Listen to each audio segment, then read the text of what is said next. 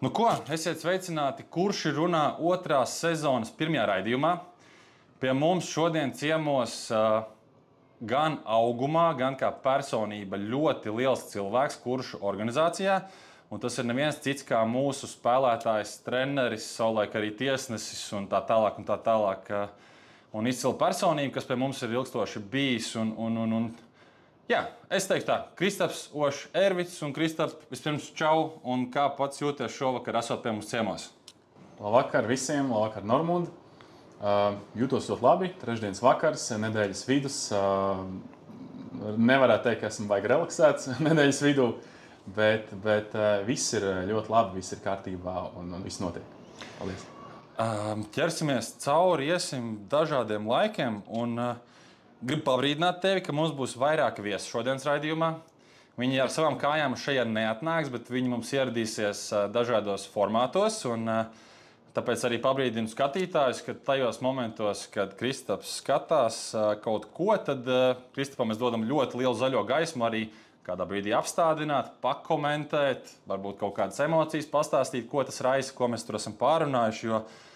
Varbūt pats pastāsti, kā tad sākās tavs ceļš florbolā, jo es domāju, ka tie, kas tagad nāca uz pēdējām virslīgas spēlēm un skatījās, kā tu atdod sevi laukumā par kuršu kreklu, liela daļa nezina, kas ir Kristaps Ošs Ervits tajā laikā, kad tu nokļūsti florbola laukumā pirmoreiz.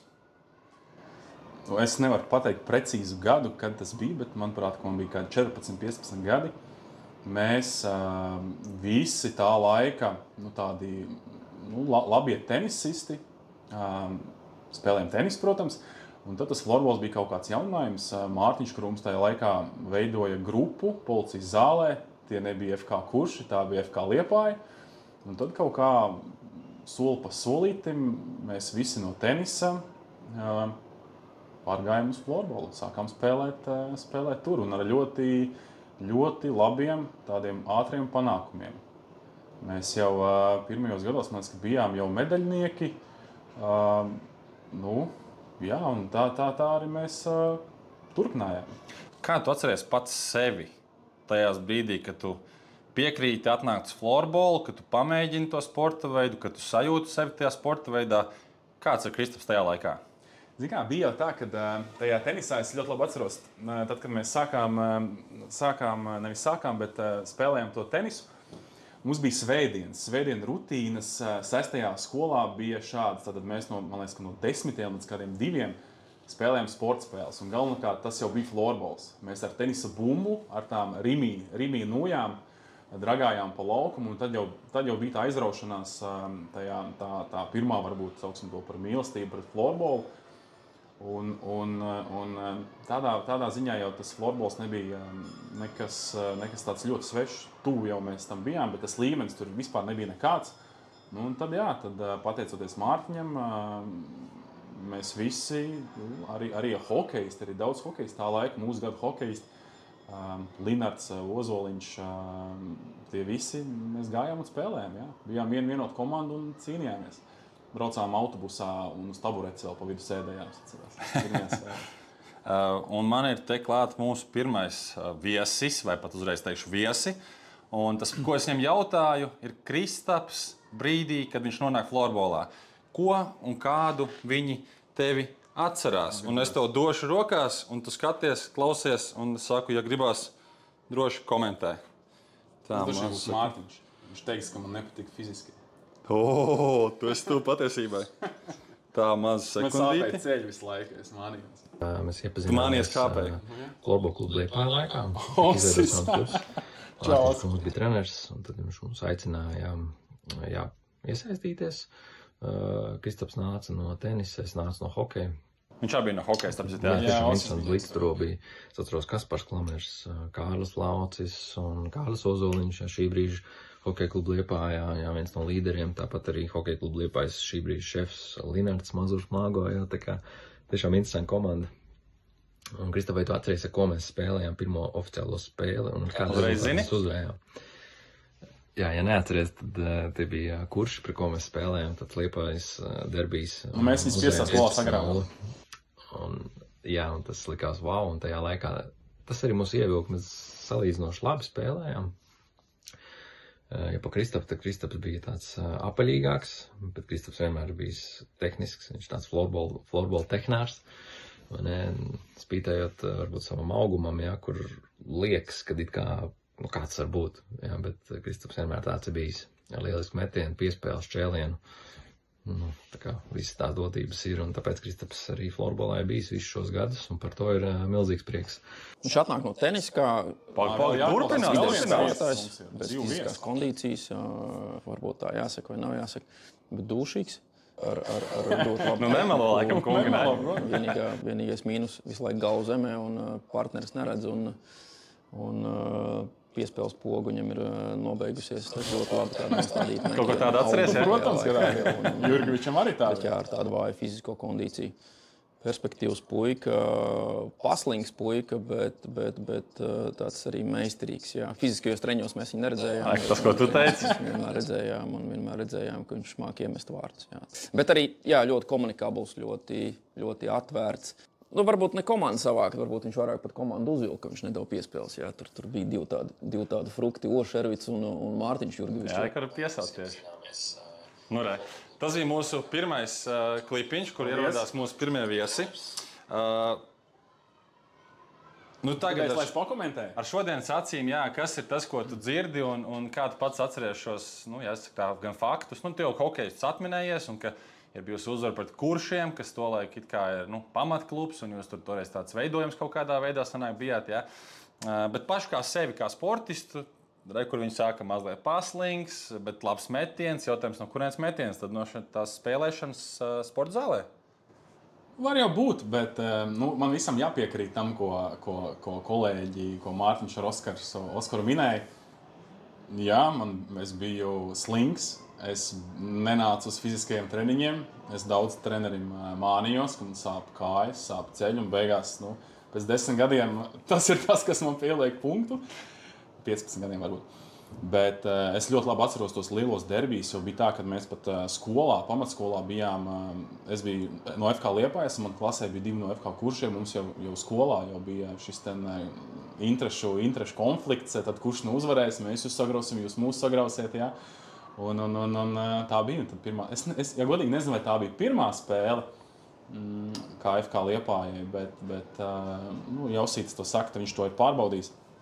Bet to 15-0 es ļoti labi atceros. Es tur citu pēniķis ar šodien pārbaudīju. Un vai tu zini, kā tev pašam tajā spēlē veicās? Kaut ko droši vien es tur sametu, jā? Linardam bija, manuprāt, 5+3. Jā. Klamem bija 3+5. Kristaps Ošervits 3+0. Piespēles nav man, jā. Jā, tā poga bija iesalus. Galva lejā un es tikai malcu, jā.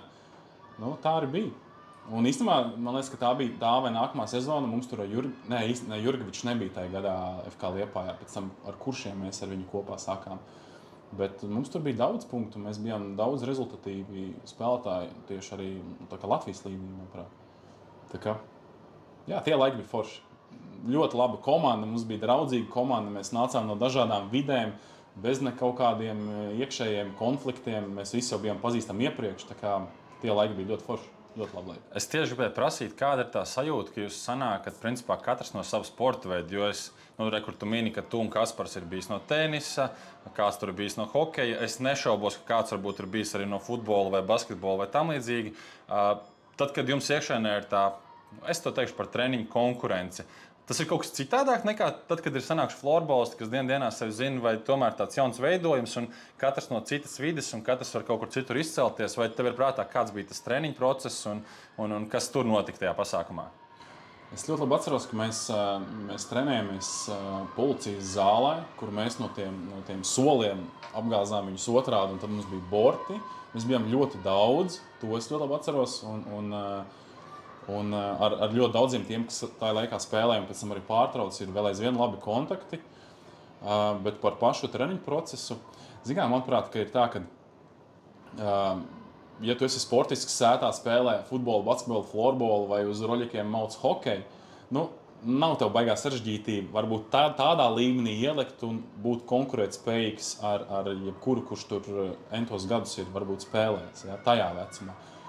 Ņemot vērā tā gada, to laiku, varbūt floorball to līmeni. Šobrīd, es domāju, ka tur nav variantu. Tu būtiski kritīs ārā no tās komandas. Bet tajā gadā Mēs visi bijām tādi diezgan sportiski, aktīvi džeki. Arī skolas turnīros mēs daudz spēlējām viens pret otru kopā. Es jau baigi arī neatceros to pašu treniņu procesu. Droši vien arī kā treneris Mārtiņš, labi, viņam bija tā liela bagāža kā spēlētājiem, bet kā trenerim es neatceros, kādi bija tie uzdevumi, ko viņš mums lika darīt. Droši vien arī viņš mācījās caur darīšanu. Droši vien, jā, tas jau process ir, jā. Tu ļoti forši pārgāji uz nākamo tēmu, un nākamā tēma ir Kristaps kā jaunietis, kurš, protams, pilnveidojās florbolā, bet kas ir tas, ko tu dari brīvajā laikā? Kādas tavas aizraušanās, kā tu piepildi savu to ikdienu? Jo ja mēs tagad runājam, ka ļoti daudz ir tur planšetēs un telefonos un grib pavadīt laiku mājās un tam līdzīgi. Kāda bija tā tava ikdiena tajā laikā, kad tu biji vecumā tur starp 13, 15, 16, 17 gadiem, kā tu piepildīji savu brīvo laiku? Jo tu mini tos sporta veidus, es pieņemu, ka kaut ko esi darījis. Brīvie laiki, tad jau arī bija tā, ka mēs ar Oskaru bijām ļoti tādi tuvi draugi. Mēs daudz laika pavadījām kopā. Mūsu kompānijā vēl bija Mārtiņš Vējš, kurš ir gadu jaunāks, bet arī līdz kaut kādam konkrētam, nepateikšu precīzi, kuriem gadiem viņš arī augstā līmenī spēlēja. Tādi spilgtākie brīži man nāk prātā, kad mēs pēc skolas vilkām Oskara hokeja formas un nolikām finieri sētā, ievaskojām viņu ar kaut kādu tādu materiālu, kas slīd, kaut kādu vasku. Un spēlējām hokeju. Ja. Viens sēž vārtos, otrs met no tālu un trešais cenšas pielabot. Un tā mēs pavadījām kaut kādas... Te mums lēc iekšā otrais video. Un es Oskaram tieši šo prasot, kā jums pagājuši jauniešu gadi. Paklausīsimies, ko viņš par to teica. Jā, sapazināmies un pavadījām jau vasaras kopā. Spēlējām gan virtuālo sportu Xboxā, tāpat arī laukā. Jā, mēs to arī darījām. Laukā spēlējām trietā, mēs ar Mārtiņu Vēju, Kristaps un es. Sakrīt. Viens pret vienu, tā kā nemelo droši vien neviens no jums. Un tad viens stāvēja vārtos, viens meta no tālienes, tad trešais tad pielaboja šīs tālās bumbas, kas nāca. Kurš labākais vārtsaks vai sliktākais. Un tad, zaudējām jau visi mēs. Es atceros, Kristaps zaudēja, un tad viņam bija uzdevums par to, ka zaudēja. Viņam bija jāpumpējās uz ielas, uz trotuāru malas, kur brauc mašīnas garām, cilvēki iet ar visu to vasaru formu. Tad viņš tur arī pumpējās. Man bija tieši jautājums, vai tu atmienies kaut kādas šādas epizodes? Spēlējām futbolu, virtuālo Xboxā. Kristaps ar Barcelonu, es ar Madrides Reāli. Bija tāds derbijs arī, un tad es atceros, es zaudēju, un es metu pultais dusmām. Man mājā bija tāda glezna ar stiklu priekšā, un es trāpīju pa viņu, tā glezna nokrita un izšķīda, un Kristaps vienkārši līdz asarām bija, viņš nevarēja paelpot, un tas bija smieklīgi tiešām, un joprojām ir tāds, skatoties. Jā, sapazināmies un pavadījām jau vasaras kopā. Ja vajadzēja papli. Bet jā, šis bija tas video otrais, ko es gribētu parādīt, un redz, ka tās atmiņas jums ar Oskaru ir diezgan līdzīgas. Ko es no paša Oskara uzzināju, ka jūs bijāt paralēli klases biedri, un principā tas florbols jūs laikam savilka tā krietni vairāk kopā nekā līdz tam bijāt zināmi un pazīstami, es tā noprotu, jā? Tagad, man liekas, ka mēs nebijām paralēli klases biedri. Es gāju ģimnāzijā, viņš gāja, es negribu mazākās klasēs? 10. Nē, nebija pirms tam? Man liekas, ka nē. Labi, varbūt tas kaut ko jau samānos, tāpēc jau tu esi šeit, lai mums pastāstītu. Varbūt, bet es cik minos, nē. Un Osīts, tad, kad zaudēja, viņam bija ar ābolu jāmet pa stikliem kaimiņiem un jāizsit stikls. Un jāizsit? Jā, viņš izsit, un tad mēs mukām. Un ko tas beidzās? Nezinu, visi sabijušies sīki skrējām prom. Tātad nenoķēri jūs? Nenoķēri, nē. Man jau varēja viegli noķert. Neaizmukt, jā, tajā laikā. Ok, bet jā, šis te piemērs ar darbošanos un tādu, es teiktu, aizrautību, kaut kādu lietu ar vārtsaga formas elementiem, viens sargā, viens ķer. Vārtos kaut kāds aicinājums nav kādreiz bijis nonākt un pamēģināt savus spēkus. Ņemot vērā, ka tu esi liels un augumā parasti treneri meklē vārtsagus, kas ir liela augumā. Tad jau es nebiju tāds liels. Man bija tāds vidējā džeka augums. Es nebiju ne tur augumā tāds ražans, varbūt kā esmu tagad uz citu fona, bet es biju parasts džeks ar tādu vēdriņu, neteikt vēdriņu, bet tāds apalīts. Es biju tāds konkrēti apalīts, un par vārtsargu nav bijis vispār nevienu brīdī tāds aicinājums to iet un to darīt. Jā. Es zinu, un es pat atceros pats būdams jaunietis to laiku, kad Kristaps, es teikšu vārdu, evolucionē no kaut kāda viena Kristapa, kur tur runā, kur tur varbūt ir mazliet ar vēderiņu un tāds, un tad pēkšņi mēs, es atceros, kā jaunietis, mēs braucam uz kuršiem, viņš ir palicis garš, slaids, stalts un pilnīgi citas, tā kā pat miesas būves. Tu pats atceries to laiku un transformāciju? Tas bija tikai dēļ stiepšanās, tu tā kā pamainīji, vai kaut kas arī cits notika, kas ietekmē šo izmaiņu, teiksim tā? Nē, bija tāds klikšķis, kad mēs ar draugiem izlēmām, kad ir jāsāk darīt. Ja? Tas nebija ar sporta draugiem, tas bija ar manu labāko draugu Kārlu. Mēs, un vēl Niks Jansons bija tajā mūsu bariņā, runātājs Niks Jansons. Un tad mēs sākām intensīvi trenēties arī ārpus florbola. Mēs gājām uz zāli, ēdām visu, ko drīkst un ko nedrīkst. Un tad bija viens brīdis, manuprāt, ka tā bija kā 10. vai 11. klase, kad man ir bilde ar Kārli, kur pirms Ziemassvētku brīvdienām, skolā Ziemassvētku brīvdienām, mēs esam vienādā augumā ar viņu. Pēc brīvdienām es esmu 15 centimetri garāks par viņu. Pa nedēļu, principā, divām nedēļām es vienkārši būtiski izstiepos, un tas radīja cits problēmas. Ja? Plīs uzreiz krustene, tā bija pirmā krustene, kas man saplīsa, bet līdz tam jau bija ļoti labi. Es maucu crossfitā, man bija, es biju tāds, tas bija sešpak. Tas bija laiks, kad tu jau biji ienācis virslīgā, manuprāt, jā?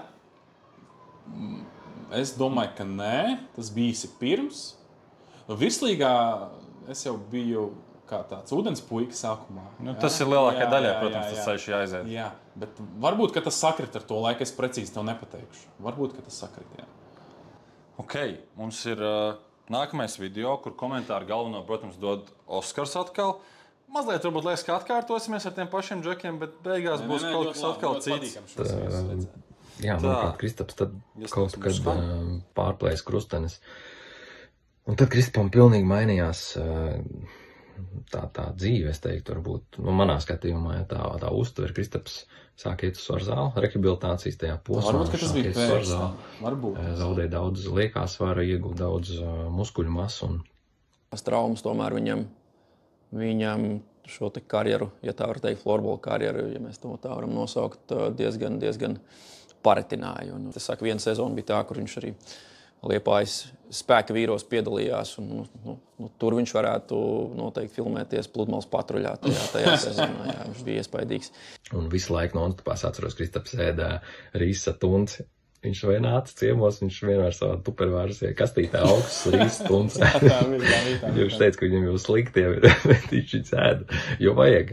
Ja, un tur izpaudās tā Kristapa, kas ir cauri gadiem jau pierādījusies, un tiešām parādās Kristapa tā apņēmība, godīgums un pašdisciplīna,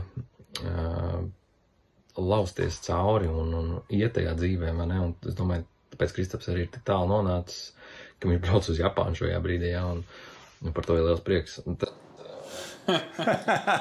Nē, varbūt, ka tas bija pēc tās pirmās krustenes. Es precīzi nezināšu. Es neatceros precīzi. Bet bija viens brīdis, kad es ritīgi izstiepos. Un es ļoti labi atceros to dienu, to pirmo krusteni. Liepājas Olimpiskais centrs, aiz vārtiem Antons Žuks dod man iekšās. Es izvairos. Man kāja paliek tā kā viņa pusē. Un bam, ir sitiens. Es skatos no augšas, un man tās kājas ir no ceļa, un augšstilps ir šādi. Ten stāv. Un tad ielēc atpakaļ.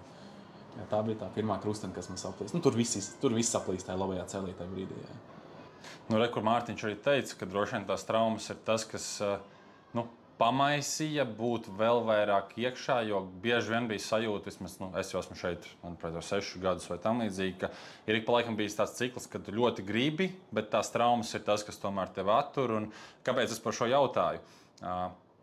Ne jau tu esi pirmais, ne pēdējais sportists, kuram mazās dienās liekas, ka fiziskais treniņš ir beigām muļķība. Bet, ja tev ar šodienas prātu un visu, kā tev šķiet, vai tas var ietekmēt, ka tomēr tajos trakajos augšanas periodos tomēr var tie muskuļi un vispārējais saites būt spēcīgāks, lai tomēr izvairītos no traumām. Un tad, ja mēs runājam par tādu ilglaicību un tādu tiešām veselību un spēju piedalīties komandas procesos, ka tas tomēr nospēlē tādu būtisku lomu.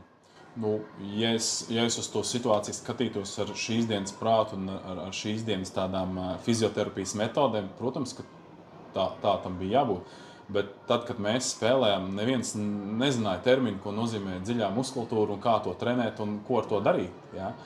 Tad bija vienkārši kačājamies, skrienam un būs labi. Bet šobrīd jau kā tiem visiem treniņiem pieiet arī kurši, kad tiek strādāts pie pavisam sīkām detaļām, sīkām niansēm, kas liekot kauliņu pa kauliņam to piramīdu izaucē. Bet tad nē, tad mēs par to nedomājam. Mēs skrējām krosus no Gruškas līdz Gruškastei un pludmalē. Ja. Līdz sliktai dušai iespējams. Skrējām ar Miķelu Krūmu kāpās tos apuļus, līdz kamēr mēs vēmām. Nu, un neviens nedomāja par kaut kādām tādām sīkām vienībām kā dziļā muskultūra. Ja tev ir muskuļi, tad tu esi spēcīgs, bet tad tas varbūt bija no svara, bet šobrīd florbolā tas vispār nav no svara. Es uz divām lietām gribu pakāpties atpakaļ. Pirmā no lietām, vienā no fragmentiem, pēc tam arī Mārtiņš par to vēl iestarpinās, bet viņš saka, ka pēc sajūtām viņam kā trenerim Kristaps savā top formā principā ir bijis tieši tajos 16, 17, potenciāli 18 gados, kad es pavēru arī jauniešu statistiku, tur pie 40, 50 punktiem, tur 11 spēlēs un tiešām komandas līderis, vilcējs un tā tālāk. Vai tev mazliet arī ir tā sajūta, ka varbūt līdz tai krustenē principā bija, godīgi sakot, tā pret savu to potenciālu tā brīža, ka tas varbūt bija tas augstākais punkts? Pavisam iespējams, jā.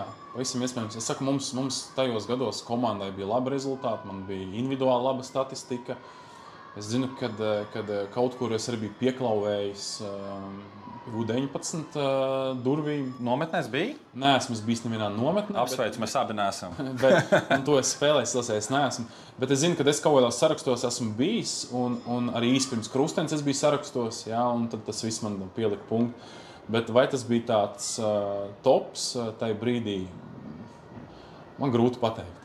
Es tos laikus tā ar tādu mīgliņu atceros, bet mēs spēlējām labi. Tas jau, Kristap, ir praktiski 15 gadu atpakaļ pareiķini. Tā kā tu spēlēji krietni vēl vairāk, tas ir tā, patinam, cik tad tagad ir gadi, ja, un cik tad bieži tur. Jā. Bet skaidrs ir viens, ka tādas traumas, redz, Oskars runā caur to prizmu, ka Oskaram, ka tev tā, pirmkārt, doma un filozofija pamainās, bet arī es no malas skatoties, kuršos, man ir jocīga sajūta, ka Mārtiņa Krūma asistents ir Kristaps Šervits. Vai kaut ko tādu atminies pats vispārībā? Kā tu tur nonāci? Kā tu nonāci par treneratiem? Principā, kā tev ievirzīja? Kā tas notika? Jo, jāsaka, tā ļoti daudz ir dzirdēts par to, kāds tu esi bijis treneris. Pašam man sanāk tā, ka principā es tevi nomainīju, tad, kad tu nolēmi pārcelt savas darba lietas uz citu sfēru, tad principā tajā brīdī atvērās durvis man pārcelties vispār uz Liepāju. Tā kā es nezinu, vai es šeit būtu bijis, ja tu joprojām strādāt par treneri. Arī tāda varbūt pastāvēja patiesībā. Bet kā tu nokļuvi par treneri? Kā tas vispār sakārtojās? Jo es pieņemu, ka ar traumu tas ir saistīts. Savā ziņā jā, kaut kur nē. Man ar Mārtiņu jau bija ļoti laba komunikācija, gan kā audzēknim ar treneri, gan arī varbūt nedaudz ārpus laukuma. Mēs daudz komunicējām, un tad ļoti sen, tajos gados, viņš man kaut kā sāka virzīt uz to posteni. Es arī tiesāju skolu čempjus, es biju komunikabls, es mācēju runāt, es mācēju sadīlot ar visiem visu kaut ko, un tad kāpēc ne? Un tad sākās, jā. Es zinu, ka Mārtiņš daudz braukāja uz avīzes nometnēm spēlēm, un viņam vajadzēja aizvietotāju, un tad es jau tad daudz viņu treniņus ņēmu no skolas, gāju uzreiz. Es tev bišķi nostupēšu, jo man tieši par šo tēmu tieši ir ko teikt. Kaut kā mums tās attiecības bija tādas baigi.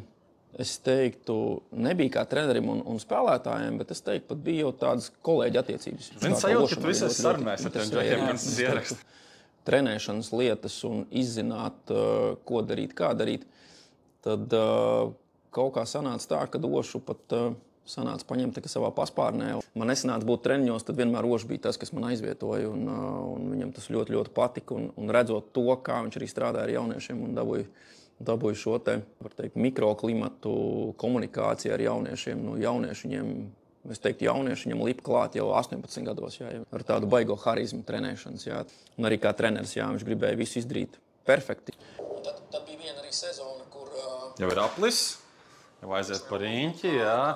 Nu, tad izstāstīja noslēpumu, kāds ir bijis tavs atalgojums par komandas uzvarām. Jo Mārtiņš saka, ka ir bijis kaut kāds nosacītais līgums. Ja kurš komandu uzvar, Kristaps teik pie stipendijas kaut vai sauksim tā. Jauniešiem? Nē, par lielo komandu viņš runā par virslīgas uzvarām. Viņš arī minēja, ka to uzvaru nebija tik daudz. Tātad tas varētu būt par virslīgu. Vai tev prātā vispār kaut kas tāds ir? Nē. Es tiešām neko tādu neatceros. Nedrīkst jau baigi runāt. Tad varbūt jāprasa Mārtiņam vēlreiz, kā tur tas viss ir bijis. Ja Vits šodien klausās, tad nekas tāds nav bijis. Es domāju, ka Vidam mēs nebūsim interesanti. Mēs būsim interesanti florbola. Es tiešām neko tādu neatminies pat, jā? Nenāk, nē. Bija kaut kāds periods, kur kaut kādas tādas lietas notika, bet vai tas bija tad, kad es biju kā treneri, asistents? Es tiešām neatminos. Nē. Tad tas ir jājautā Mārtiņam. Mārtiņš droši vien skaidrāk prāt varēs atbildēt. Tobrīd 18, 19 gadi. Man varbūt pat vēl vidusskolā mācies, ja man matemātika neklibo. Nu, varētu būt, jā. Jā, nonāca par nosacīto vai precīzāk asistentu. Tātad pie Mārtiņa, kurš jau tobrīd tāpat ir pietiekami apbružājies, salīdzinot varbūt ar citiem treneriem, kas mums te apkārt ir bijuši.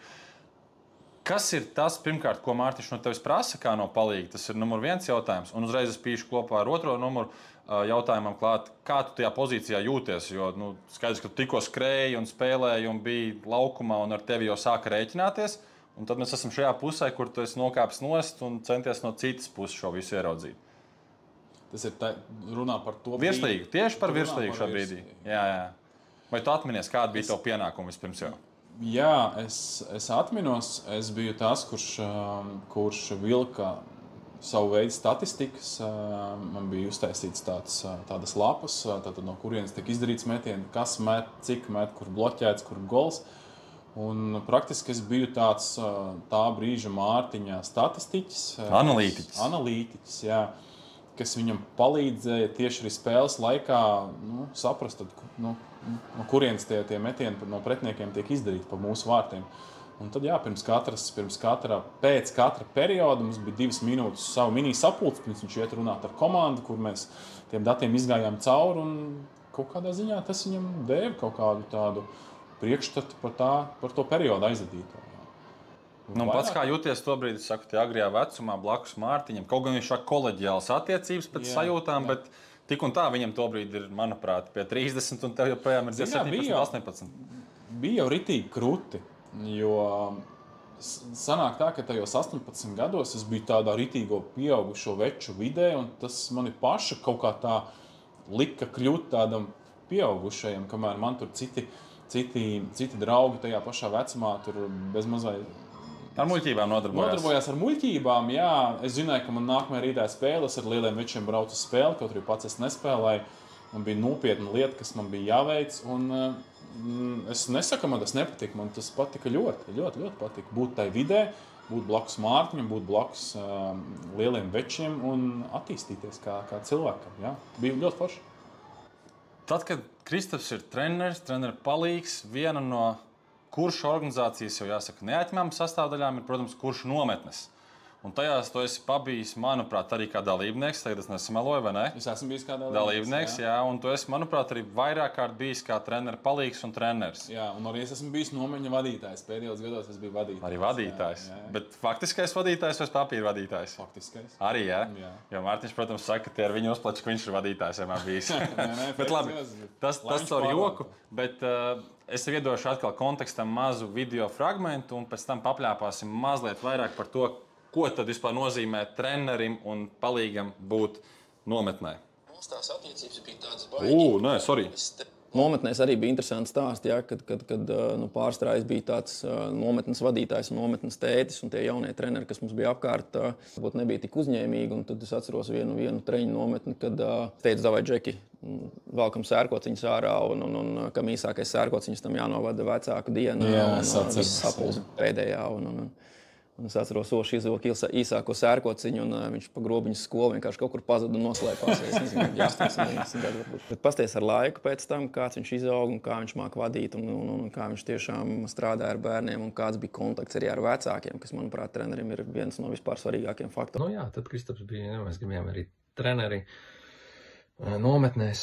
Es Miķels Krūms, Mārtiņš Krūms un Kristaps un vēl Ingašs bija, un tad tiešām tur var tie joki bija daudz, un joprojām un Facebookā metās memories, tā kā atmiņas par kādiem postiem, kur mēs ietegojuši, mēs tur tādu tīzli spēlējām basketbolu, ja tur tiešām tie tādi joki, kas mums likās ļoti, ļoti smieklīgi, bet citiem varbūt, pilnīgi, vienalga, ja, bet mums tas reāli bija smieklīgi, un tas mums, to draudzību arī stiprināja. Nometnēs arī bija interesants stāsts, jā. Jā, tā kā tas tāds ievadām varbūt iesākumā par nometnēm, iedod savu refleksiju, kā tu atceries nometnes un šos gadījumus, ko piemin Rekur Džeki.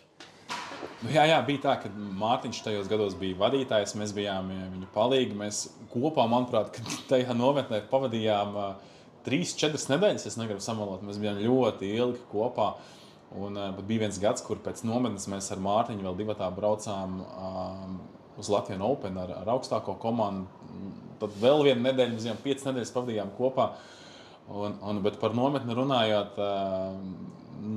atceroties tos laikus, tur tikai ir jāsmaida. Tur viss bija caur tādu foršu, skaistu, draudzīgu prizmu.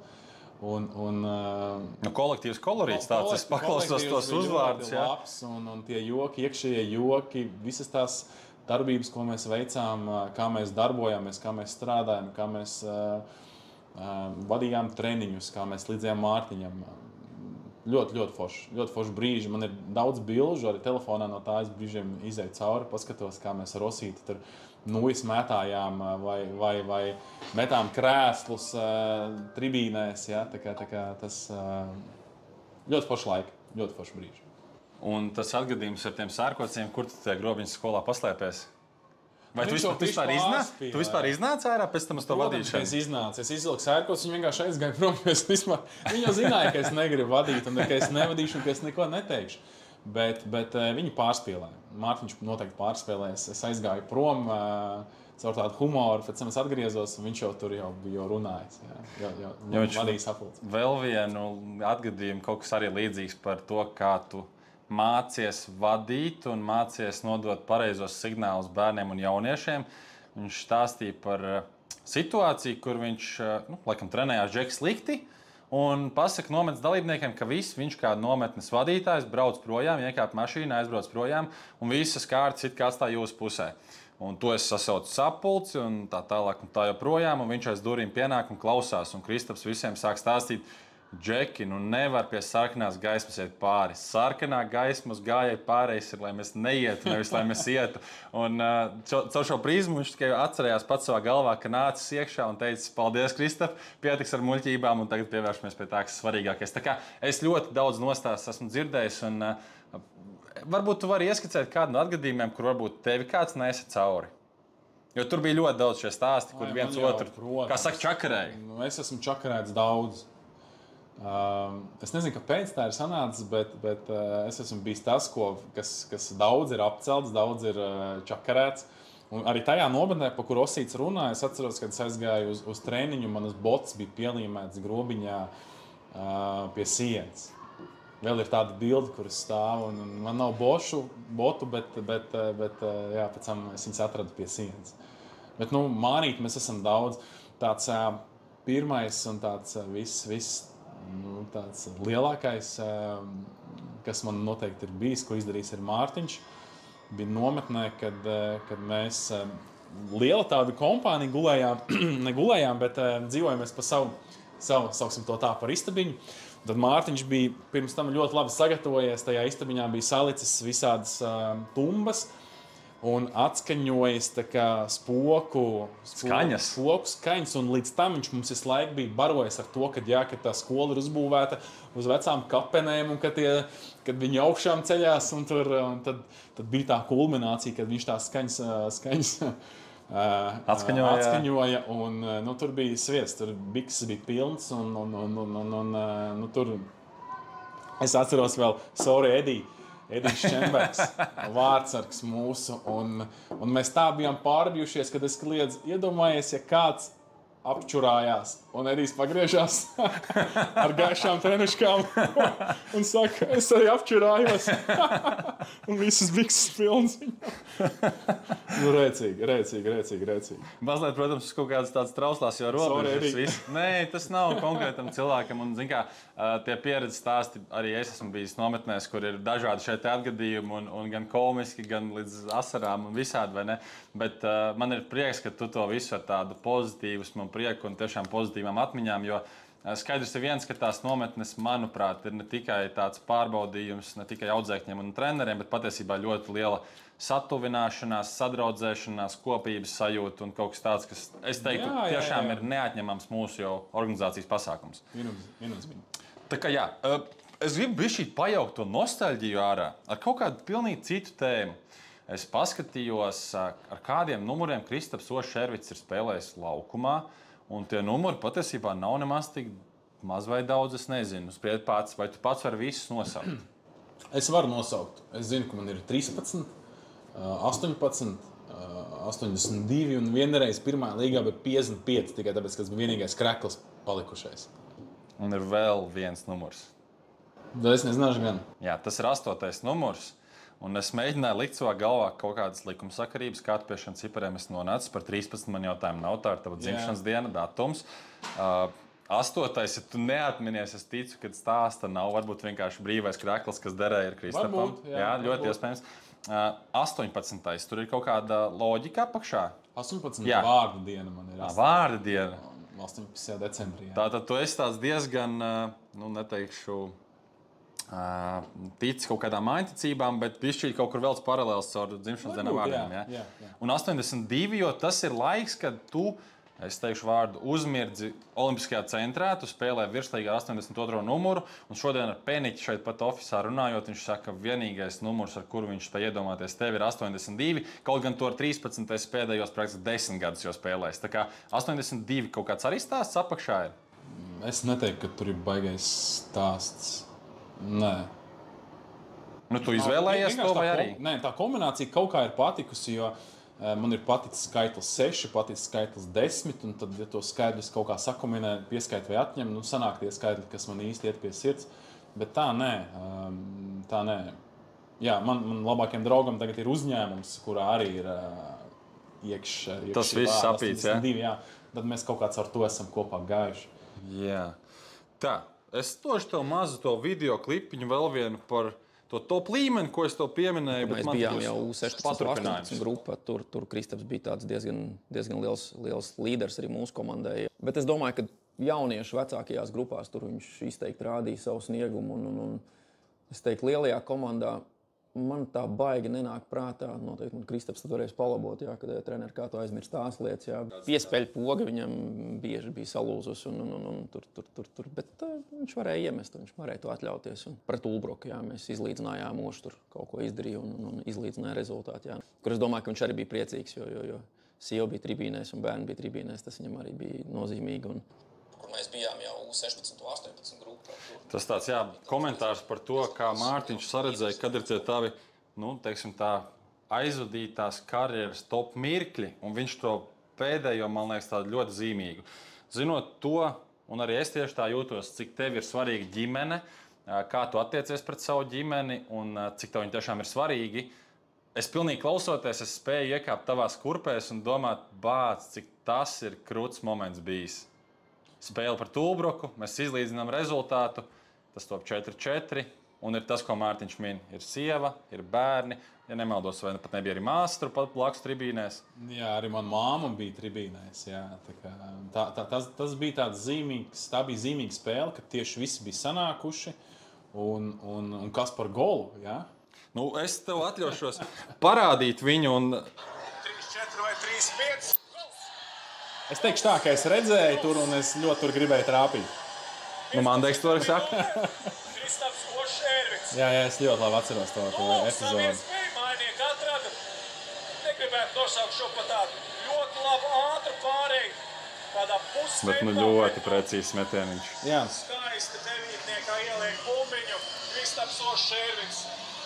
Tad uz tām emocionālajām paturpinot, kas ir tādi vēl mirkļi bijuši, kur tu atceries savus vārtus, kas ir varbūt ne tikai rezultāti pēc kaut kādā ziņā atmiņā paliekoši vai varbūt skaisti, bet kaut kas tāds, kas tiešām tu vēl šodien atceries, ka tā kā tas būtu bijis vakardien. Jo es domāju, ka šis gols, tu tieši reiz atveram vaļā, tu atceries, kāda bija tā sajūta tur esot. Varbūt ir vēl kāds, jo tās sezonas arī virslīgā un visur, kur citur ir diezgan daudz bijušas un pieredzes ļoti dažādas, un arī tu uzspēlēji pret Franciju, manuprāt, abas reizes, vai ne?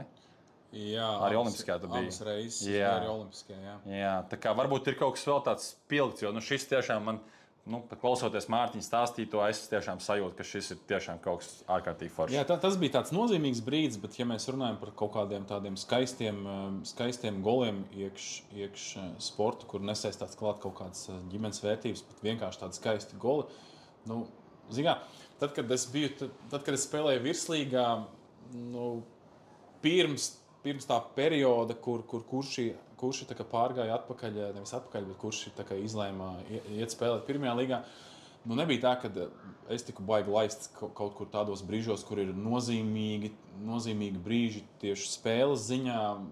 Pirmos 2 periodus es pa otro, trešo maiņu tur kūlos, un tie goli varbūt bija tādi parasti, tādi nevis nevērtīgi, bet tas būtu tā slikti teikts, bet, tādi ikdienas goli, ja tādi bija, nebija jau daudz to golu.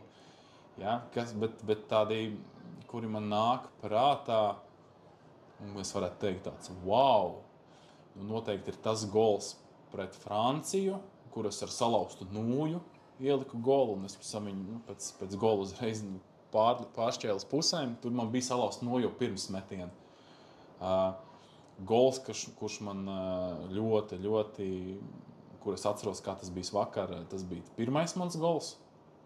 Ja, tas Olimpiskajā centrā, es nepateikšu pret ko, bet tas gols ir tāds skaists bijis. Tad nav tā, ka nav tāda gola, kur es teiktu, wow, paskaties uz šo un parādīt. Man dzēra vienu rādīja, es gan viņu neizgriezu ārā, ņemot vērā, ka tas formāts, sodāk mēs iestiersimies tūlīt arī 2. stundā iekšā jau, bet viens gols Olimpiskajā centrā, kur no ļoti šaura leņķa tu ieliki. Tagad es nevaru samaktu. Man liekas, ka vai lielvārdu vai ķekau bija, bet tiešām var samānīties. Bet restīvs sitiens bija tāds, ka tu trāpīji pa tālo stabu, tad pret tuvo, un tad bumbiņu ielidoja vārtos. Un arī Mandeiks teica, ka tas ir dienas moments. Jā, to viņš man bija pavilcis ārā. Bet, tas tāds arī tiešām skaists, bet jā, tu jau pieminēji to. Īstenībā ir vēl viens gols, kuru es atceros, kā tas būtu bijis vakar. Spunciem spēle pret RTU. Pirmo sezonu no mums ir aizgājis mans pieminētais Edijs Šenbergs vārtsargs. Mēs taisam uzbrukumu uz vārtiem, vējš met pa vārtiem, Edijs noķer bumbu kā pretspēlētājs. Pretinieks to bija, jā. Un es stāvu pie Edija pleca un saku Edijam nomet te. Es esmu redzējis to golu. Jā, tas bija ļoti labi. Uz vecām emocijām kaut kur piemānīja vēl Džeku. Uz kaut kādu balsu atpazīstamību. Redz, tā kā tu jau pieminēji tos savus pirmos vārdus, arī to video esmu piemeklējis un mēs parādīsim gan tev, gan visiem pārējiem. Bet es skatos uz to komandu, kas tobrīd ir laukumā, un man ir sajūta, ka tā arī iespējams ir viena no kolorītākajām, kāda droši vien kuršos ir bijusi. Un ja tu man minēji, ka tu varēji būt kapteinis, tad visu cieņu.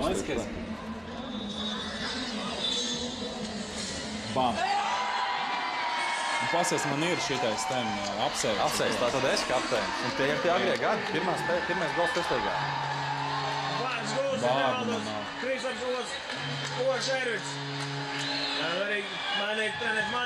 Ko mēs ar spēlēm? Kas tā ir? Pārgauja? Pārgauja man šeit, jā. Špļaros vai no vārtos? Es negribu samānīties, bet katrā ziņā tā ir pārgauja. Tur jau es varu pakomentēt, tad reku tur no Grosa nāk kārtējā Grosena droši vien man uz mērto. Tā bumba rotē. Un tad es vienkārši šķēlu. Skaisti. Ar pirmiem vārtiem tādiem pierakstīties virslīgā, es domāju, pietiekami solīdi, bet kas man liekas ir vēl svarīgāk, ka ar šādu vārtu gūmu un tādā jaunā vecumā un kapteiņa apsēja to brīdi, manuprāt, tu jau tādā lielā mērā iekaro skatītāju sirdis. Man grūti spriest, vai tas tā tiešām ir, bet vismaz tā sajūta to visu skatoties un liekot, kā tas bija tajā laikā bijis. Man ir rītīgi sajūta, ka tu esi tas, kurš ieķerās, un skatītājiem vienmēr ir bijis tāds siltā vietiņā, kā saka, pieminēts. Grūti pateikt, bet man liekas, ka tas bija. Es pēc tam atgriezīšos pie šīs tēmas, bet manuprāt, ka tas bija arī tas brīdis, kad es pēc tā gola. Es atceros, pirms tās sezonas pirmās spēles man ievēlēja pa kapteini. Es nezinu, vai tā bija pirmā spēle sezonā vai ne. Viena no, ja. Nu, es zinu, kad īsi pēc tam. Nomainīja kapteini? Jā, nomainīja kapteini, jo es biju Rīgā uz kaut kādām apmācībām, un kaut ko mēs tur darījām, ākstījāmies, taisījām kaut kādas muļķības pie viena no manām paziņām, un mēs spēlējām florbolu dzīvoklī, un es salauzu pirkstu kājai. Līdz ar to bija vienkārši jāmaina. Jā, un zini, cik grūts bija zvans, lai pateiktu to Mārtiņam. Ka es nebūšu.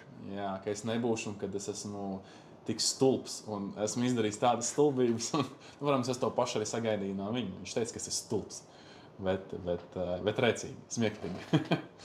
Nu, pie šī visa atkal mazliet pājot sāņus no tiem video un no tā stāstījuma, kas mums te ir bijis līdz šim.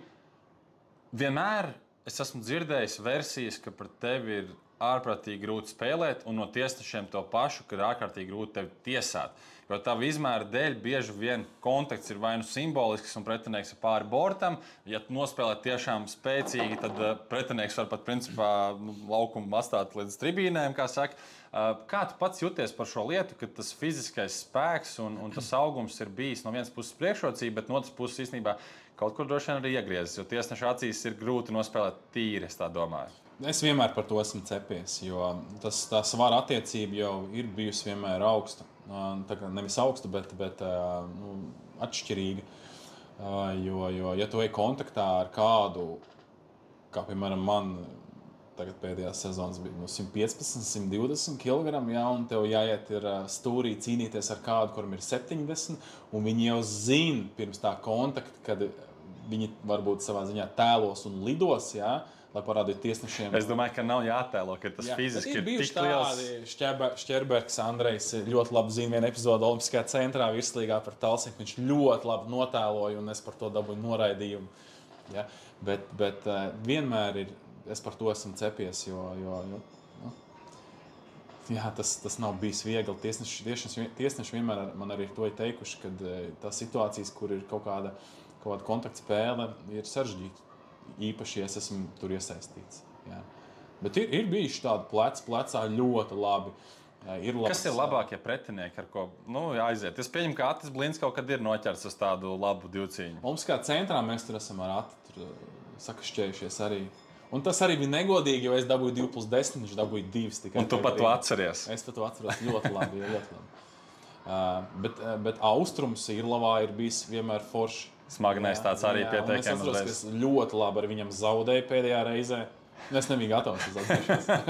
Es ļoti labi dabūju iekšās. Pūriņš ir bijis ciets. Jā, Pūriņš ir bijis ciets. Mēs esam te labi satikušies arī šeit centrā. Ir viena epizode, ka viņš tur rīvo kā mauts. Bijušais treneris Akmīloks ar tāds pieteikami uz kājām uz zemes. Nē, es sajūtu. Nē, nav sanācis. Bet šeit tādi spilgtākie, laikam, jā? Jā. Tie ir tādi spilgtākie, kas man nāk prātā. Un šo tēmu paturpinot, man ir prātā, ka vismaz vienu sakni no kartiņas atminos, ka tu par rupjību saņem. Kaut gan grūti, protams, novērtēt. Es saku, kā tu minēji, tas spēku samērs ir droši vien ļoti kardināli atšķirīgs bijis, bet par epizodēm pie bortiem, pie stūriem, kur ir cīņa, ir kartiņas, vai es kaut ko mānīgi atceros par to vismaz vienu. Man tā liekas, ka viena ir bijusi tepat vēl kādā play-off spēlē, ja neuz pret Lekringu. Varbūt es kļūdos, tagad palabo mani. Pret Lekringu, man liekas, ka es neatceros. Es atceros, varbūt, ka pa kuru epizodu runāt, tā bija tā pati epizode pret Puriņu, bet es neatceros, vai tur bija sarkanā vai nē. Bet tādas kartiņas, kas man nāk prātā, ir divas. Viena kartiņa pret Irlavu, manuprāt, ka Liepājā, kur es ar nūju netīšām trāpīju vārdsargam, tā kā zemķiveres vai pa galvu kaut kā tā. Kas varbūt bija nevajadzīgi tajā brīdī, likās, ka es to bumbu dabūšu, bet beigās man sanāca viņam iesist netīšām. Un otra kartiņa, es atceros, arī Irlavā zaudējām golu, un es no stresa salauzu nūju uz soliņu. To es spilgti atceros. Jā, tas bija tāds... Tas bija īstenībā lūzuma punkts, toreiz spēlē. Jā, tāds punkts, kur mēs pēc tam nogrūdām. Zaudējām. Un, protams, tur var stāstīt, kurā sezonā cik kas ir pietrūcis un tam līdzīgi, bet arī tajā gadā bija sajūta, ka tā bija spēle, kur mēs varējām aizķerties un ielīst astotniekā. Tas bija pēc Covid mazliet kāds 2002, 2003, manuprāt, apmēram. To es arī pats spilgti, esot tur pat blakus, un es atceros vēl Mārtiņa emocijas, ka viņš eksplodē. Un tie atkal tie momenti, kur zinot, cik jums ir laba saikne, tad atkal liekas ārprāts, kā Mārtiņš. Bet tas ir laikam godīgi, kad bija šī atsēdina, vai ne? Mēs prātām nošķirt to, kas notiek uz laukuma un to, kas ir pēc tam. Jā. Bet es ļoti labi atceros arī to spēli, kāpēc tā arī notika. Jo ir ļoti viltīgi visu laiku dzina man tajās kabatās. Man nebija palīdzība. Man liekas, ka mēs tādā veidā kādus 3 gols točus zaudējām. Un tad vienkārši man vairs nervu neizturēja. Un Larinovs man parādīja. Bet tas bija taisnīgi laikam toreiz. Jā. Es teikšu, ka nē, bet... Starp citu, es neielīgu gan šeit komentāru, bet arī Oskars stāstīja par to pieredzi, kā ir, kad tu biji tiesnesis. Viņš tev ārkārtīgi slavē, un pēc mūsu sarunas to arī pilno ierakstu aizsūtījuši, lai tur noklausīties, kā viņš to sūta sveicienus uz Japānu. Bet ko šai kontekstā gribēju teikt, viņš ļoti atzinīgi izteicās par tevi kā tiesnesi ar piebildi, ka viņam tāpat kā spēlētājiem nepatika tā lēmuma, bet viņš saprot, ka laukumā tā domāšana ir tobrīd citādāka nekā tad, kad ir spēle varbūt beigusies un tam līdzīgi. Tā kā jā, bet viens tāds, manuprāt, es to personīgi jūtu kā, protams, grūti salīdzināt tās emocijas, kas piedzīvot šajā sportā, bet tiešām viena tāda kā no spilgtākajām sajūtām un emocijām ir brīdis, kad mēs izsitamies cauri pirmajai līgai, mēs nonākam arēnā Rīga. Tā ir spēle, kas būtībā mums var pavērt ceļu virzienā atpakaļ uz virslīgu. Mēs dodamies uz spēli un ejot, principā, ģērbto, es redzu, ka Kristaps iet ar puskāju, vai es nezinu, kā to nosaukt, un ka bez medicīniskas iejaukšanās tur, principā, Džeka laukumā nebūs. Pastāsti, kāda tavās atmiņās ir palikusi tā diena pirms spēles, spēle, pēc spēles un kopumā visu, ko tu tajā dienā sajūti, izbaudīji un kāds ir bijis tas piedzīvojums? Jā, tas gads ir tāds ļoti spilgti palicis atmiņā. Man ir vēl arī bilde mājās, kur medaļa. Tā kā, un mēs ar sievu taisam tādas par aizvadīto gadu tādas nelielas karikatūras. Un tad tas gads bija viens no tādiem top brīžiem tajā gadā. Bet, ja mēs runājam par to kāju, tad tas jau bija bišķīt iepriekš. Man sarāva ritīgi to hamstringu. Un, ja godīgi pirms pašas spēles, es nezināju, es tajā mačā vispār piedalīšos. Un tad Anete man tur uzlika uz trāses atpakaļ un sašpricēja. Un kaut kā nomocīja. Bet tad bija viens brīdis, kad tā Anetes dotā šprice... Izgais? Nevis izgais, bet viņi man iedod tādu apdūlumu. Tas bija otrā perioda vai pirmā perioda beigas, kad arī es Madaram tur iedevu piespēli un Madars ielika golu. Ja? Es tur pilnīgi peldēju. Noprecizēsim pretinieku, ka man pretinieks ielika golu. Jā, pretinieks ielika golu. Es pilnībā peldēju tajā brīdī. Bet kaut kā pēc tam augstu dušu starpbrīdī un savācos. Un tā arī ļoti, ļoti labi novadījām to maču līdz galam. Beigu sirēna, sajūtas, emocijas. Tās emocijas varbūt nebija. Jā, protams, skatītāji bija daudz, tur atrasties bija forši, bet tas brīdis bija tāds ļoti ātrs, intensīvs un varbūt nesanāca to līdz galam izbaudīt, jo viss notika šausmīgi ātri. Īsa iesildīšanās laukumā. Mēs laikam bišķi vēlāk atbraucām, nebija laika. Tur meitiņu fināls ievilkās. Meitiņu fināls ievilkās, īsa iesildīšanās. Tagad jūs ejiet, tagad jūs nāciet bišķī ģērbtuvē, aiziet uz laukumu un nepaspēja adaptēties vispār tai arēnai kā tādai. Un tev ir jābeidz spēle, tu esi uzvarējis. Un vēl visu pasliktināja, nepasliktināja, bet varbūt ne tik laba emocija vēl ir tā, ka mums jau vēl bija jāspēlē. Mums nebija laika īsti tās svinēt. Kā svinēt, vai ne? Jā, paspējām jau, vai ne? Medaļa forša, mēs tur tajā vakarā pasēdējām, jā, bet ar domām par pārspēlēm patiesībā. Par nākamajiem mačiem, jā, kas bija vēl svarīgāk par to, kas notika tajā dienā. Tad paturpinot vēl pavisam īsi, es tikai iestrapināšu par tām sajūtām, kā bija man. Es paspēju izbaudīt. Kamēr jūs gājāt iesildīties, es stāvu soliņa, es skatos uz jums, es skatos uz tribīnēm. Es bez liela pārspīlējuma savi 700-800 liepainieku. Ja mēs zinām, ka tur citām komandām ir grūti salasīt, tad blakus apsēdās vēl, es zinu, tur gan atsevišķi man tur paziņas, gan no Cēsīm, gan no Lielvārdas, mazie Rīgas lauvas blakus, un viņi visi bija par mums.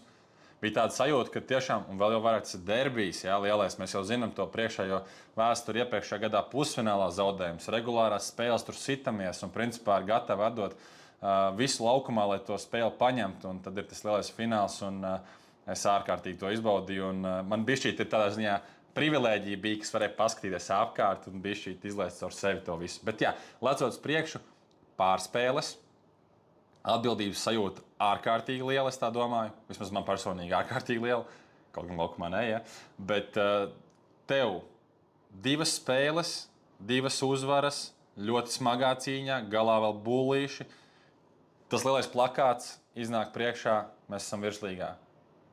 Kosmos? Jā, protams, tas bija, man liekas, ka tās 2 uzvaras, manuprāt, ka tie bija tādi auglīši tam, ko mēs iesējām tajā sezonas 2. aplī, jo mēs jutāmies tā komanda, visas komandas maiņas, jutāmies tad ļoti, ļoti pārliecināti. Un, man liekas, ka mums bija viens zaudējums 2. aplī. Pēc jaunā gada viens laikam bija, bet tur pēc tam bija saucamais strīks ar laikam 11 uzvarām. Jā. Mēs jutāmies ļoti pārliecināti par to, ko mēs darām. Mums sanāca tajā līmenī, mums ļoti labi sanāca spēles, mums sanāca spēlēt. Mēs bijām ļoti draudzīgi, vienoti, mums bija superīgs kolektīvs. Un es saku, pret Bausku tas viss iznāca ārā, un tur bija divas labas uzvaras. Un, lai gan otro spēli Bauskā varējām arī zaudēt. Jā. Tur bija pagarinājumā pārliknis, bet mēs arī varējām uzvarēt īstenībā jau pamatlaikā. Mēs ar Sandu izskarējām 2-0. 3. perioda pēdējās minūtēs viņš deva man. Un es netrāpīju. Laikam tas bija slikts lēmums dot man. Vajadzēja pašam mest. Bet varējām uzvarēt, varējām arī zaudēt. Un pēc spēles mēs tieši arī domājam, cik stulbi būtu rītā braukt šeit vēlreiz. Ja? Bet arī Klaids ļoti labi nostāvēja vārtos. Un es saku, tur viss salikās. Viss ļoti labi salikās, jā. Bet tā, es saku, tas iesējām mēs to visu jau tajā 2. aplī. Un, pirms tam, jā. Jā, pirms tam. Es tev pilnīgi varu pievienoties, un man te ir nākamais klipiņš. Viņš ir viens no garākajiem, bet es teiktu no Džeka, kurš tev arī noteikti nozīmē nemazāk daudz kā tu viņam. Sveiciens visiem kuršiem. Ok, Sančo, čau. Pēdējām 2 sezonām, kuras mēs aizvadījām kopā.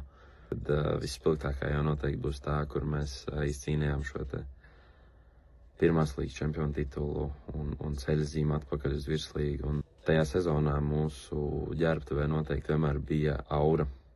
Dēļ vienas komandas sastāvdaļas, kas bija Kristaps, tad, ja viņš piecēlās kājās, lai kaut ko pateiktu mums, un es uzskatu, ka tas bija noteikti, ja ne pats svarīgākais, tad viens no faktoriem, kas vispār mums ļāva aiziet līdz galam to, ka tas neatiec tikai uz ģērbtuvi.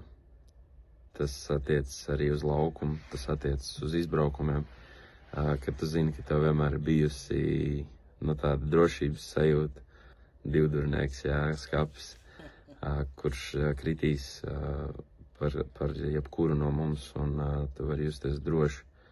Viņš ir bijis izcils piemērs tam, kādu es uzskatu, kādam ir jābūt tādam komandas, ja to tā var nosaukt, tētim, kas noteikti arī pāriet uz ārpus florbola dzīvi, jo viņš ir lielisks ģimenes cilvēks un lielisks tēvs arī. Tev ir kārtīgs tāds karognesējs priekšā, uz kuru muguras tu jūties droši, kad viņš tev iet pa priekšu. Teikt, tas ir viens no manām spilgtākajām florbola karjeras atmiņām. Tieši šī triumfēšana pirmajā līgā un vēl jau vairāk, ka tas viss ir tieši piedzīvots kopā ar tādu spēlētāju kā Kristaps. Super piemērs, kurš man vienmēr paliks atmiņā, no kura es esmu daudz ko aizguvis dažādās jomās.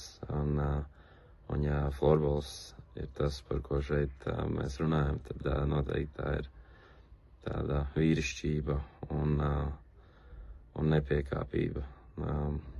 Stingra mugurkaula esamība katrā epizodē, un negriešana ceļa nevienam. Paldies tev, Kristap, par šīm sezonām, un lai tev izdodas viss tālākajos ceļos dzīvē. Es vienmēr ar tevi. Ai, nu ļoti silti, ļoti labi vārdi. Bet viņi nav nepamatot, Kristap, ļoti silti, jā. Jo tā loma par to tēti, es pat atceros, mēs sēdējām vēl ar Akmīlauku šeit runājām. Tas bija vēl atpakaļ vēl virslīgas sezonās, un mēs tur gājām cauri, kāda katra komandā loma, un vienam otru jāuzslavējam par to tēti, jau mēs sen runājām, bet Rekur Sandim arī, manuprāt, ļoti labs tāds punkts atnāca, ka pie tās komandas un tā sastāva, kāda mēs bijām tajos, principā jau vismaz 2 gados, arī tajā bronzas gadā un tam līdzīgi, ka tā tava loma varbūt nebija tik spilgta laukumā. Mēs nesagaidījām tur 30 vārtus vai vēl kaut gan tik pa laikam tāpat 3 iestuvumi un viss priecēja un viss forši, bet īstenībā tas, ko tu sadarīji ģērbtuvē, ir kaut kas ārkārtīgi paliekošs, un es noteikti varu ļoti pievienoties Sandim, un esmu priecīgs, ka šo stāstu mēs kopīgi varam izstāstīt par tevi un tavu esamību šajā organizācijā, tāpēc, jā, varbūt tev ir kaut kas vēl piebilstams par to sajūtu, kāda bija tā ģērbtuve un kāda bija tā tava loma. Jā, tas, manuprāt, ka tas viss nav nācis kaut kā uzspīlēti vai kāds man to ir licis darīt. Tas ir nācis tā dabīgi. Un tās manas acis tajā dzīvē ir ļoti, ļoti daudz ko redzējušas, un kāpēc ar to nedalīties ar jauniešiem un varbūt rādīt kaut kādu piemēru, kā darīt labāk, vai varbūt kā nedarīt, un pastumt viņus un tā. Bet Sandis varbūt nedaudz pārspīlēja. Es nepiekrītu. Es neuzskatu, ka tā loma ir bijusi tur, wow. Es varbūt esmu ik pa laikam kaut ko tādu ieķeksējis, pastūmus, pagrūdis, bet es esmu bijis kaut kāds tur atslēgas tētis komandā. Es tā varbūt nejūtos, jo varbūt tas man viss nāca tik ļoti dabīgi, ka man tas nelikās nekas tāds vērā ņemams vai ievērības cienīgs. Bet par to neatlaidību gan, kad man vienmēr ir paticis sev nežēlot un atdoties visam, ko es daru. Nevis tikai mēģināt, bet arī uzvarēt un izdarīt to, ko mēs vēlamies, ko mēs esam gribējuši.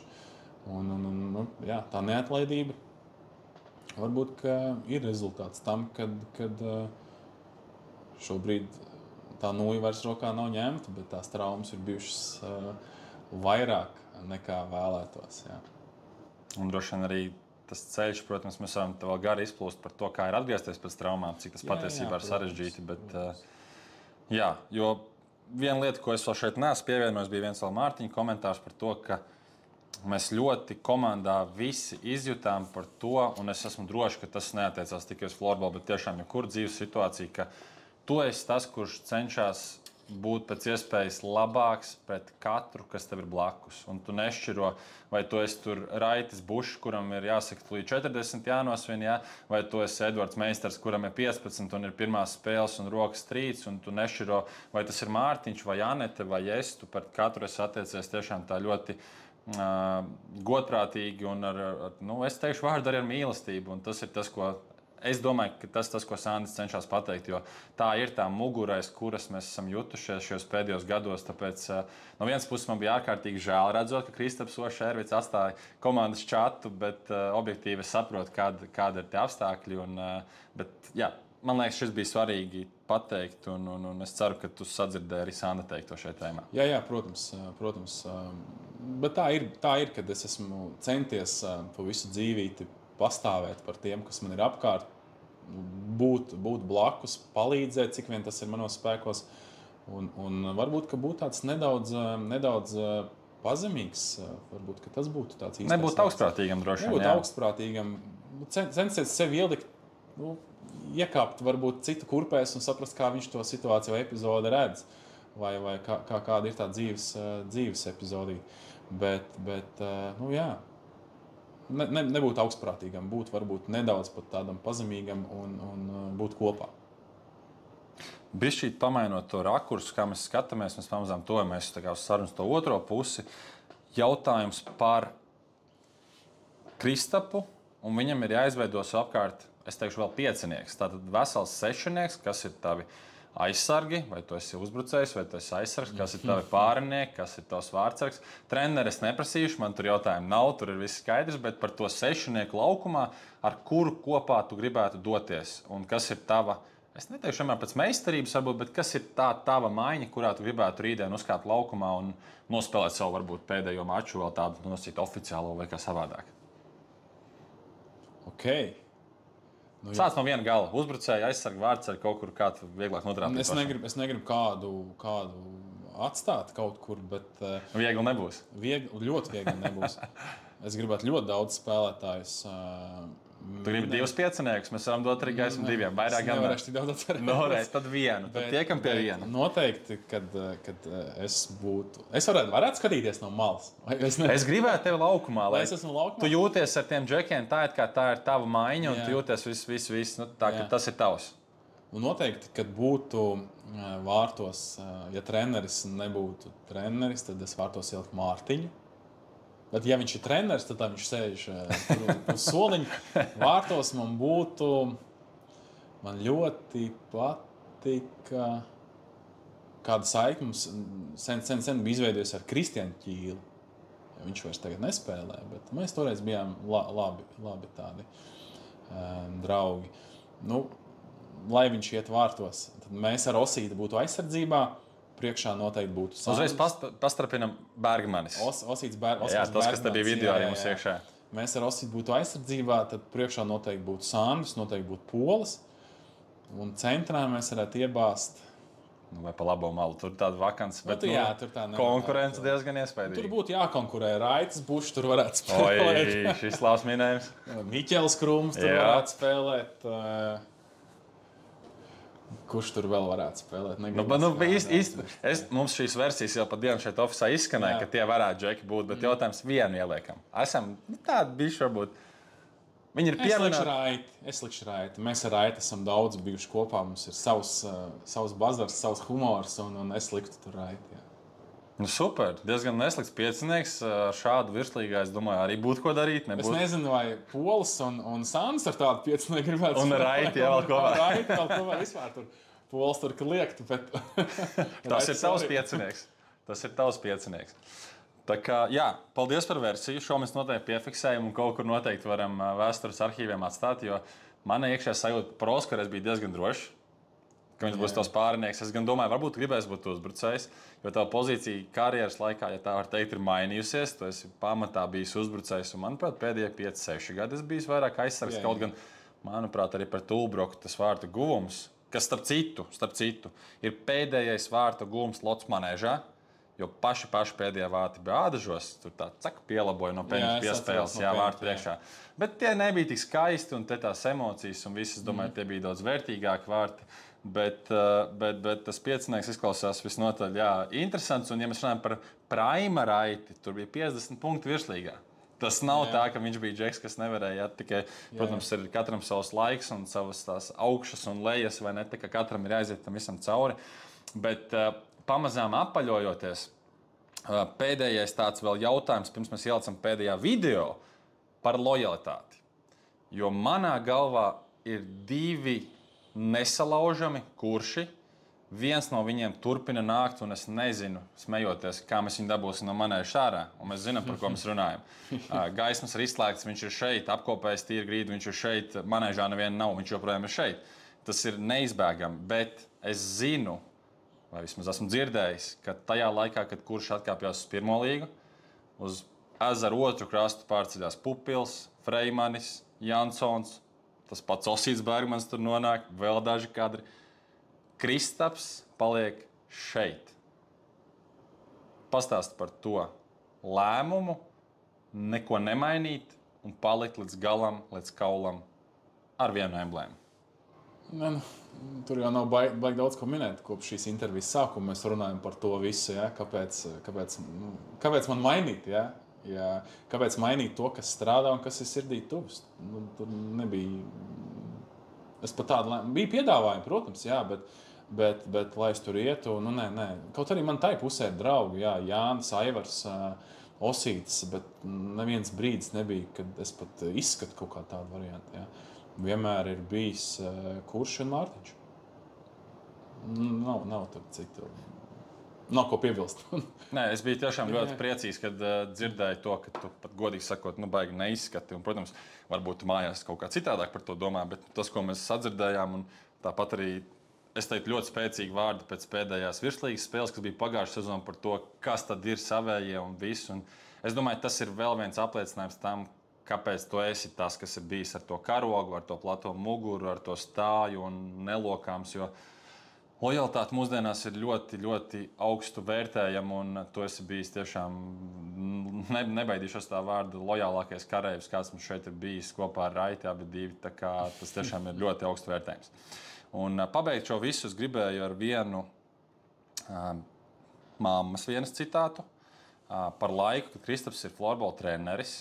Un tas man personīgi tik ļoti aizkustināja, jo es biju dzirdējis daudz pozitīvu lietu, ka Kristaps ir bijis tāds, un tas viss ir baigi forši un tiešām augstu novērtēts. Un vecāki bija, protams, apbēdināti, ka Kristaps nekļuva par pilntiesīgu treneri un visu mūžu nav veltījis florbolam un tam līdzīgi. Bet tad šeit ir viena cilvēka reāls stāsts par to, kāds Kristaps ir 18, 19 gados kā treneris. Paldies! Nesabīsties, būs forši. Kristaps treniņos viņš bija stingrs. Viņš pret mazajiem izturējās tādu cieņu, kad tie mazie pretēji nemaz nemācēja. Kristapam pietika ienākt zālē, lai tā mazo vārza, tie 20 gabali sastājās vienā taisnā līnijā. Tas bija kaut kas fenomenāls. Viņš bija smalks, tievs, jauns džeks, tikko pats pēc vidusskolas. Un tas bija tas, kas visvairāk pārsteidza, ka tiešām, ka viņš pats ir tikko no skolas un kā viņš spēja ar tiem mazajiem saprasties.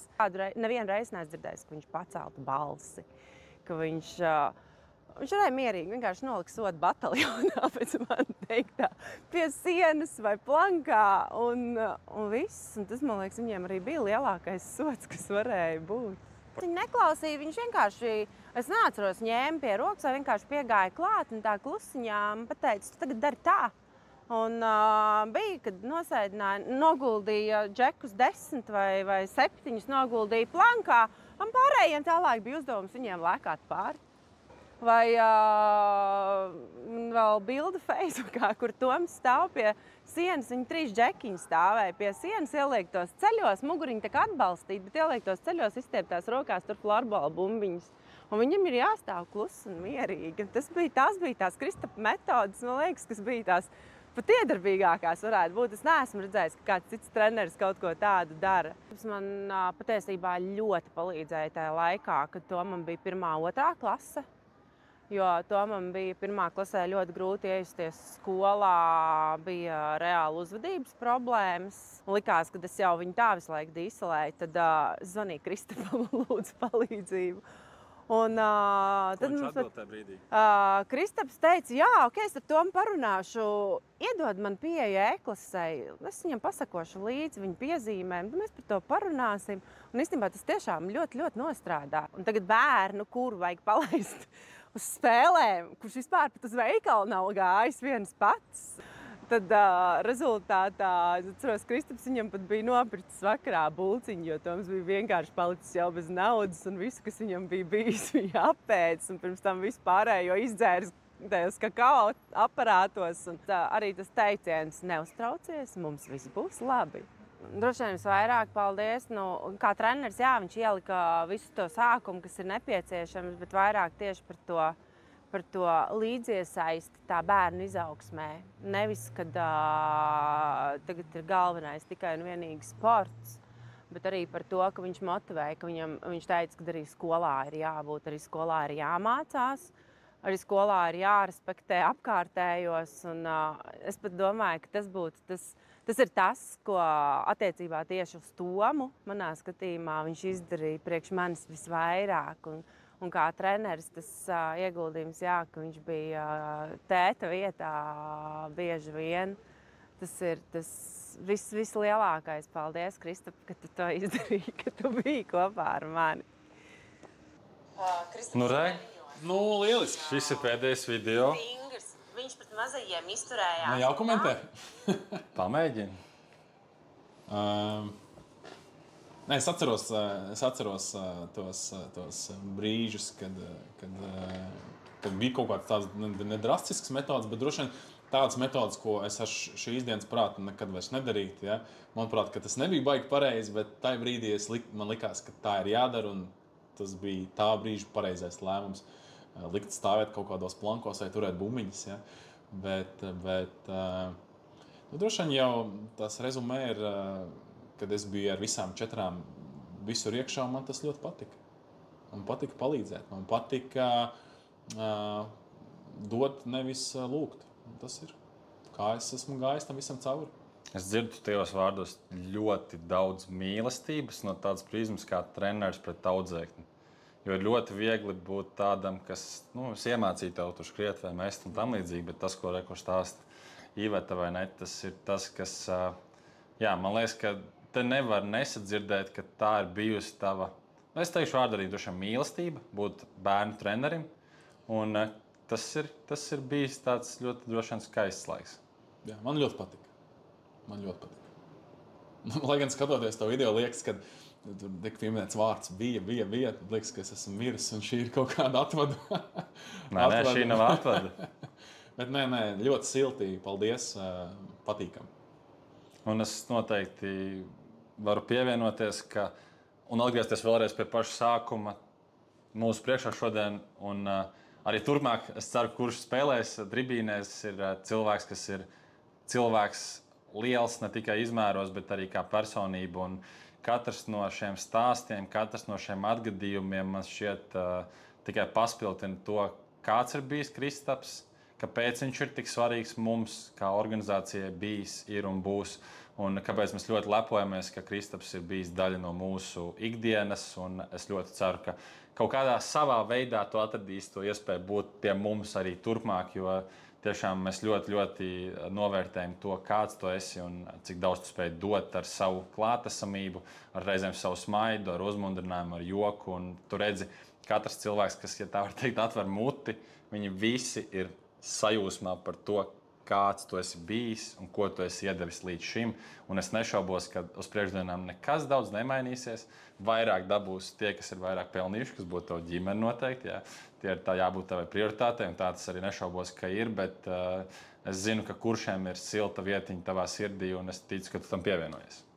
Jā, viennozīmīgi. Šis ceļš no pašiem pirmsākumiem līdz šim brīdim, sauksim to par brīdi, kad es izgāju no čata, varbūt tas bija tāds brīdis, kad tiek likts punkts, ir bijis